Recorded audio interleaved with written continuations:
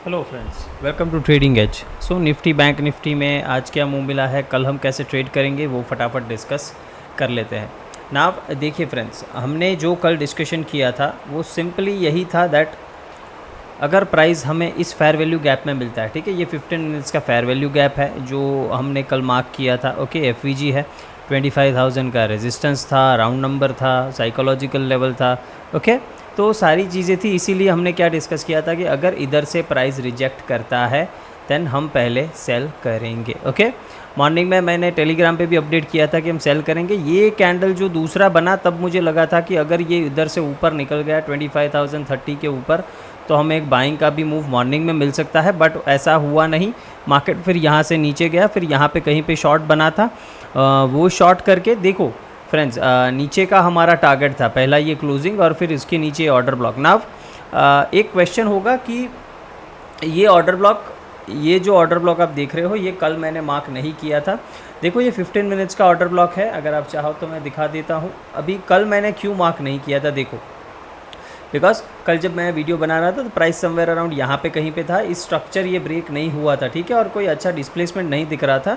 But जब कल market close हुआ तो ये इसने ब्रेक कर दिया था और आज गैप अप ओपन हुआ तो हमें जो ऑर्डर ब्लॉक से डिस्प्लेसमेंट और एक शार्प मूव चाहिए वो मिल गया था। ओके, तो इसी वजह से फिर मैंने मॉर्निंग में ये यहाँ पे बनाया था। तो आपको भी इतना ध्यान रखना पड़ेगा। ओके, इतना आपको थोड़ा ध्यान रखना पड़ेगा कि अगर मार्केट मान लेते हैं, देखो यहीं पे भी क्लोज हो जाता और गैप अप ओपन हो जाता ना तो भी ऑर्डर ब्लॉक की तरह काम करता। बिकॉज हमें ऑर्डर ब्लॉक से क्या चाहिए कि एक शार्प डिस्प्लेसमेंट चाहिए, गैप अप मतलब वो एक शार्प अप मूव ही गिना जाता है। ओके, तो इसी वजह से, और देखो चलो मान लेते हैं कि आपने यहाँ पे ये ऑर्डर ब्लॉक नहीं मार्क किया तो भी आपको यहाँ पे एक बाय का ट्रेड बनता था। सिंपल है, यहाँ पे एसएमसी डाइवर्जेंस बन रहा था। ओके, एसएमटी डाइवर्जेंस बन रहा था, सॉरी।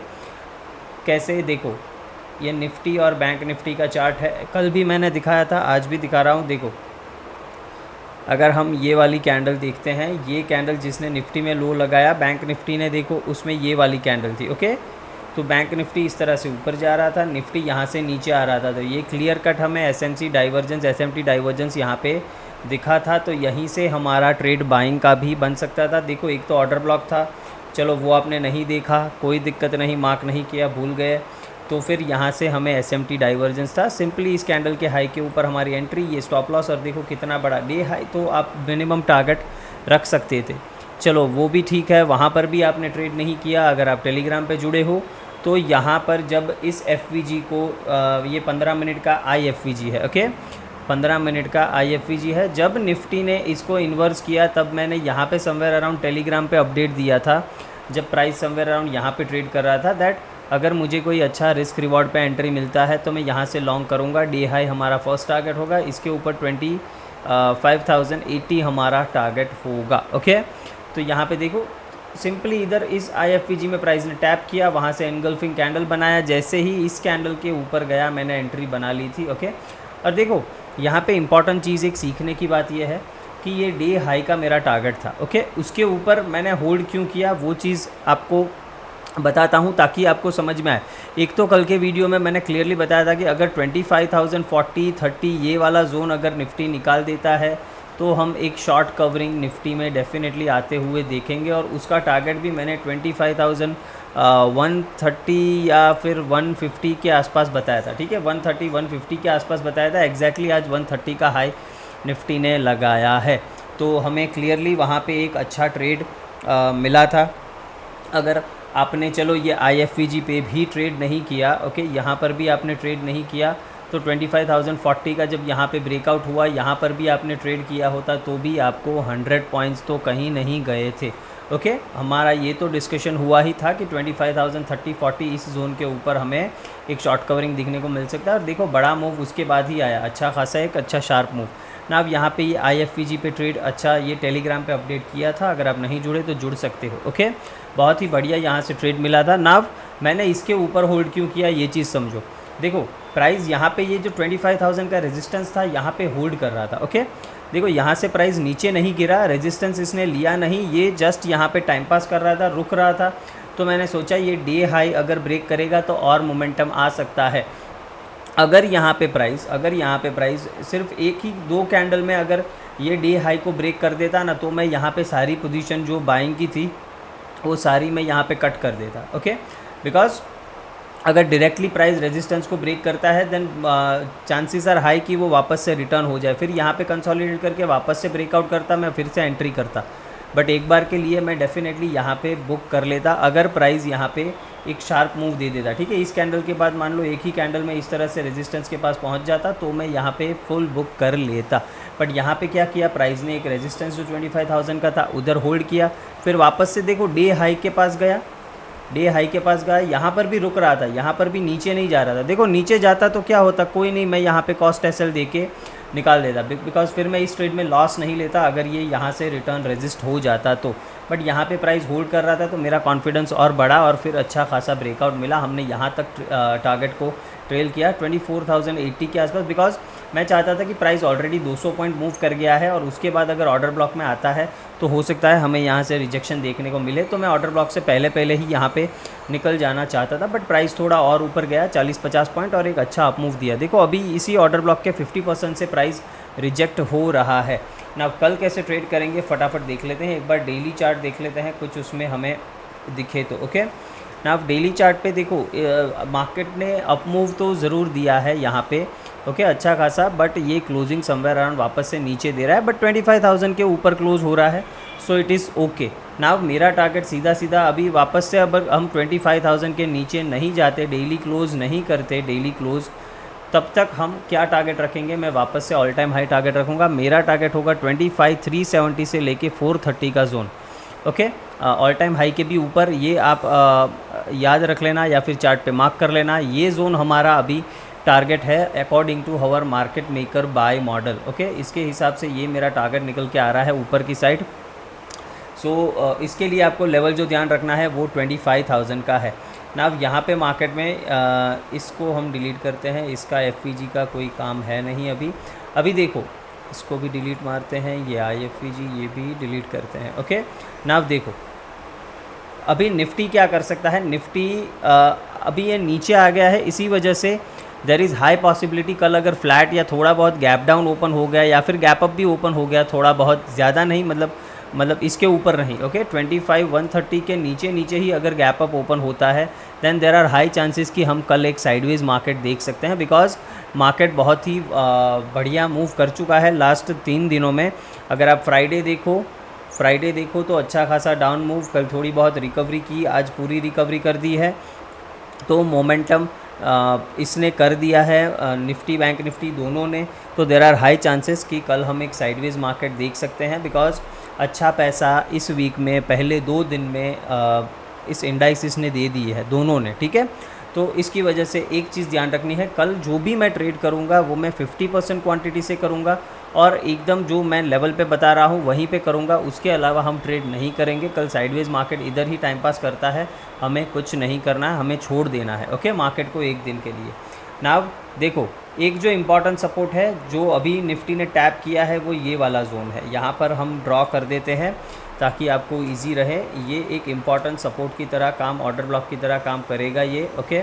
तो यहाँ पे अभी ट्रेड कर रहा है, इसको अभी हम डिलीट करेंगे बिकॉज इसका अभी कुछ काम है नहीं ओके। यहाँ से प्राइस ने ऑलरेडी रिएक्ट कर दिया है, तो ये एक रेजिस्टेंस की तरह डेफिनेटली काम करेगा, बट अभी ऑर्डर ब्लॉक की तरह काम नहीं करेगा। सिंपल है मेरी बात। नाउ ट्रेड कैसे करना है देखो, अगर निफ्टी फ्लैट ओपन होता है नीचे आता है ओके और इस जोन से अगर सपोर्ट लेता है हम बाय करेंगे ओके, बट टारगेट बड़े नहीं रखेंगे। टारगेट क्या रखेंगे, बस यहीं कहीं पे 25, 120, 130 मैक्सिमम यहीं पे टारगेट रखेंगे। अगर फिर प्राइस यहाँ पे कंसोलिडेट करके एक फ्रेश ब्रेकआउट, मानो आधा घंटा यहाँ पे रुकता है फिर फ्रेश ब्रेकआउट देता है 25, 130 का, तो उस केस में हम ऊपर के टारगेट रखेंगे। उस केस में ऊपर के टारगेट्स क्या होंगे वो भी देख लेते हैं चलो ओके। उस केस में पहला मुझे टारगेट जो दिख रहा है वो ये रेजिस्टेंस यहाँ पे आ सकता है 180, 200 के आसपास ओके। सो 25, 180 से 200 का हम फर्स्ट टारगेट रखेंगे। अगर 200 ब्रेक होता है देन 250 तक के टारगेट्स हमें देखने को मिल सकते हैं कल। बट शर्तें यही है कि यहाँ पे प्राइस आधा घंटा रुकना चाहिए, ये गैप अप ओपन होके हो या फिर फ्लैट ओपन होके ऊपर आया, आधा पौना घंटा यहाँ पे रुके फिर ब्रेकआउट करे तो, अदरवाइज़ नहीं। फ्लैट ओपन होकर नीचे आता है, यहाँ से बाइंग करेंगे। देखो अभी ये जो पूरा आप देख रहे हो ये पूरा ऑर्डर ब्लॉक है। ओके, ये पूरा मूव एक ऑर्डर ब्लॉक है, because last selling move before the buy. तो ये पूरा एक सेलिंग मूव है। फिर ये प्राइस ने ये स्ट्रक्चर ब्रेक किया, डिस्प्लेसमेंट दिया 15 मिनट्स में, तो ये पूरा एक ऑर्डर ब्लॉक है। इस एरिया में भी कभी भी आता है मैं यहाँ से रिवर्सल के ही ट्रेड देखूँगा। ओके, मान लेते हैं निफ्टी यहाँ से सपोर्ट नहीं लेता, इसके नीचे आ जाता है, तो यहाँ से भी ये सपोर्ट ले सकता है और हमें एक अप मूव दे सकता है। तो डिप में कहीं पे भी कल बाइंग का ही सोचना है और कुछ नहीं सोचना है। मान लेते हैं प्राइस ओपन हो गया कुछ ज़्यादा ही गैप अप, मतलब 25,150 के आसपास चलो ओपन हो गया यहाँ पे। तो यहाँ पे क्या है, हमें प्राइस एक्शन देखना पड़ेगा। अगर यहाँ से रिजेक्ट होके प्राइस वापस से 130 के नीचे आ जाता है तो हम वापस से इस एरिया तक आ सकते हैं नीचे। तो यहाँ पे आप चाहो तो सेलिंग कर सकते हो, मैं एडवाइस नहीं करूँगा, बट अगर आप एग्रेसिव हो तो यहाँ पे डेफिनेटली सेलिंग कर सकते हो। वो कब, अगर प्राइस इस हाई के ऊपर गैप अप ओपन हो और यहाँ से रिजेक्शन ले, तभी ऐसा सोचना है, तब तक नहीं। ओके, और बाकी अगर देखो प्राइस फ्लैट ओपन होके ऊपर अगर यहाँ पे कंसोलिडेट करके जाता है तो ही हम ब्रेकआउट ट्रेड करेंगे, अदरवाइज़ नहीं करेंगे। मान लेते हैं प्राइस यहाँ पे ओपन हुआ, फटाक से ऊपर जा रहा है, तो उस केस में मैं बाइंग नहीं करूँगा। ओके, मैं वेट करूँगा कि इधर एक प्राइस एक्शन इस तरीके से बना दे, तो फिर हो सकता है मैं कुछ क्वांटिटी बाई कर लूँ, बाकी अदरवाइज़ मैं सीधा ब्रेकआउट पे बाइंग करने की कोशिश कल यहाँ पे नहीं करूँगा। ओके, प्राइस एक्शन बने तो मैं करूँगा, फिर हम 250 तक के टारगेट्स आराम से देख सकते हैं। ये वाला जो हमारा सेलिंग जोन है उधर तक हम टारगेट देख सकते हैं। ओके, सिंपल है। तो निफ्टी का हो गया। अभी आ जाते हैं बैंक निफ्टी पे। बैंक निफ्टी पे इस जोन का अभी कोई काम नहीं। देखो कल क्लियरली बताया था कि 51,250 के ऊपर नहीं रहता तब तक हम बाइंग का ट्रेड नहीं करेंगे।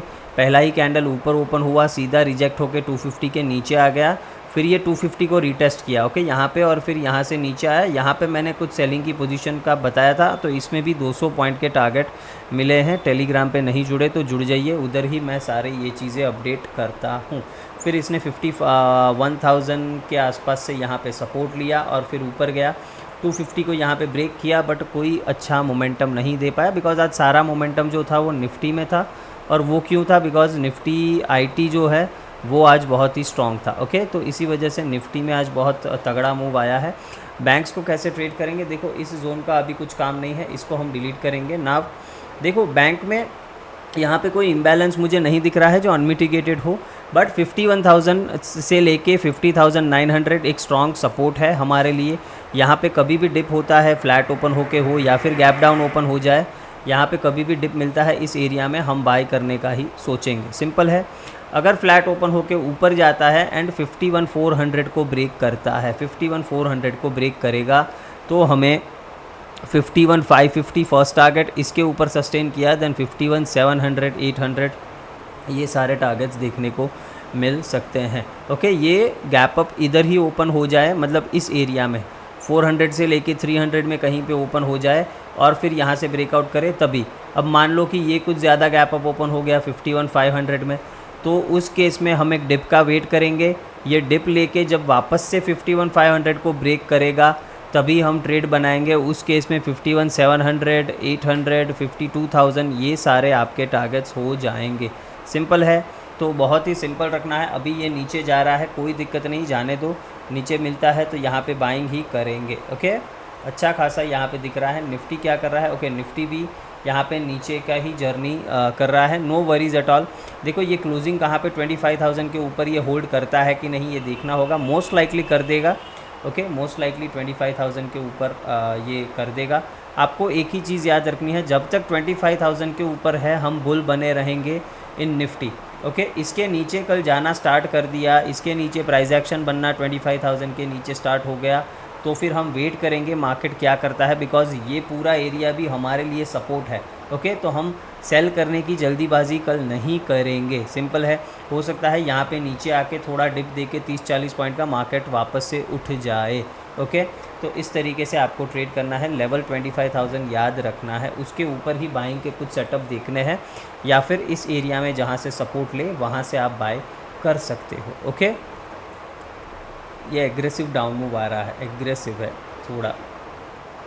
No worries. चलो मिड कैप्स, अच्छा मिड कैप्स में भी प्रॉफिट बुकिंग स्टार्ट हो गया ना। अब देखो इसमें तो कुछ ट्रेड हमारे सेटअप के हिसाब से बना नहीं, बिकॉज कुछ ज़्यादा ही बड़ा गैप अप ओपन हो गया था। ओके, मिड कैप तो इसमें हमारे सेटअप के हिसाब से कोई ट्रेड नहीं बना। हाँ एक चीज़ है कि किसी ने डिप पे बाइंग की है, बिकॉज हमें 13,000 के ऊपर हम एक बाइंग का ही सेटअप देख रहे थे, तो उनको एक अच्छा मूव मिला होगा। अदरवाइज़ ये कोई अच्छा मूव इसमें नहीं मिला, बिकॉज हमारे प्लान के हिसाब से नहीं था। ओके, बाकी ये मूव अच्छा किया है। नाव इसमें भी ऑर्डर ब्लॉक मुझे ये दिख रहा है, तो ये एक ऑर्डर ब्लॉक है, इसको हम ट्रेड कर सकते हैं, सिंपल है। और नीचे भी एक ऑर्डर ब्लॉक है, ये वाला जो अगर आप देखो तो ये भी एक अच्छा सा ऑर्डर ब्लॉक यहाँ पे है। नाव आपको ट्रेड कैसे करना है, फ्लैट ओपन हो गया नीचे आता है, इस एरिया से बाइंग करेंगे। गैप डाउन ओपन हो गया, इस एरिया से बाइंग करेंगे, ठीक है, कोई दिक्कत नहीं है। अगर फ्लैट ओपन होके ऊपर जाता है, इस एरिया में बिल्कुल भी ट्रेड नहीं करना है। ओके, यहाँ पे जो मार्केट है यहाँ पे बिल्कुल भी ट्रेड नहीं करना है। इसका ब्रेकआउट मिला तो फिर आप बाइंग कर सकते हो। हमारा टारगेट 13,260 270 के आसपास हो सकता है, बट वो कौन से केस में, अगर ये गैप अप ओपन होके यहाँ से ब्रेकआउट करता है, कौन सा लेवल आज का जो हाई है वो, ओके, समवेयर अराउंड 13,210 के आसपास होगा, उसको ब्रेकआउट करता है तो हम बाइंग करेंगे। फ्लैट ओपन होके ऊपर जाए तो भी सेम सिनारियो, ओके, और गैप अप ओपन होके जाए तो भी सेम सिनारियो है। आपको कुछ ज़्यादा सोचना नहीं है।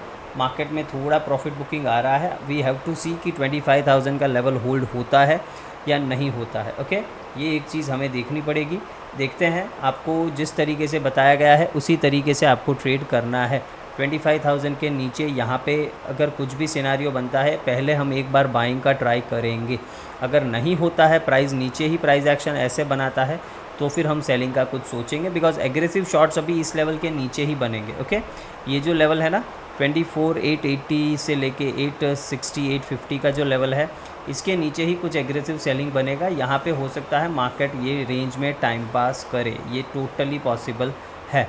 ओके, तो होप एनालिसिस पसंद आया है, वीडियो पसंद आया तो लाइक शेयर एंड सब्सक्राइब ज़रूर करना है फ्रेंड्स। Thank you.